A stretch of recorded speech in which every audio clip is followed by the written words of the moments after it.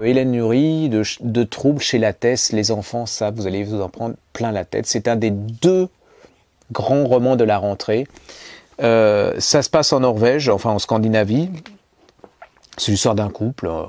Ils sont mariés depuis 20 ans.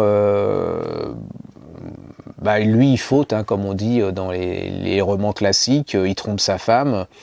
Elle l'apprend. Le couple bat de l'aile.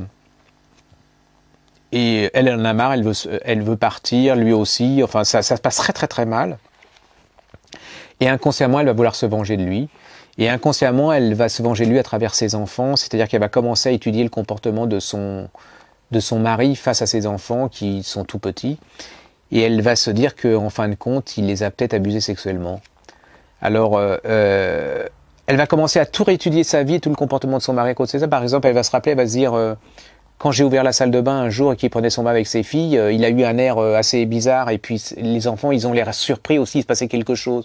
Quand j'ai demandé à ma fille comment il était avec ton père, avec toi, elle disait il m'a fait des choses bêtes. Des choses bêtes, ça veut dire quoi? Mais dans sa tête, ça veut dire quelque chose. Et qu'est-ce qu'elle va faire? Elle va aller avoir un juge spécialiste dans ce genre d'abus sexuels des enfants. Mais c'est un deuxième roman dans le roman. C'est-à-dire que ce juge, lui, quand il était gamin, enfin ado, a assisté sorte d'abus sexuel sur un handicapé par son oncle.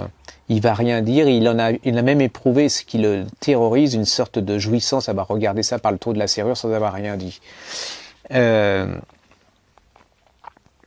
va mettre ça, il va y avoir un procès, là vous avez c'est terrible la réaction de ce père par rapport à cette femme, par rapport à ses enfants. Ce qui est terrible aussi, c'est que vous savez pas s'il est coupable ou pas. Il y a des moments où vous dites c'est pas possible, d'autres c'est une crapule, c'est pas possible, c'est pas soutenable. Il va se passer un moment, je vous dis pas la page, mais un truc qui va faire basculer le roman. C'est l'histoire de ce juge, c'est l'histoire de cette femme, c'est l'histoire de ses deux enfants, c'est l'histoire de ce père, et ça remet en question beaucoup. C'est un énorme roman. Hein. Là, je vous le décris, ça fait un peu, vous allez dire les enfants, la pédophilie, putain, c'est pas pour moi. Il y a la crise, le chômage et tout. Ne lisez pas ça comme ça. C'est un magnifique roman. C'est-à-dire, vous allez être pris complètement dedans. Et c'est le problème. Ça pose plein de problèmes. C'est par exemple, est-ce que l'instinct maternel ça existe? Est-ce que la vérité maternelle ça existe? Est-ce que la mère doit avoir toujours raison par rapport au père? Est-ce que le père a toujours tort?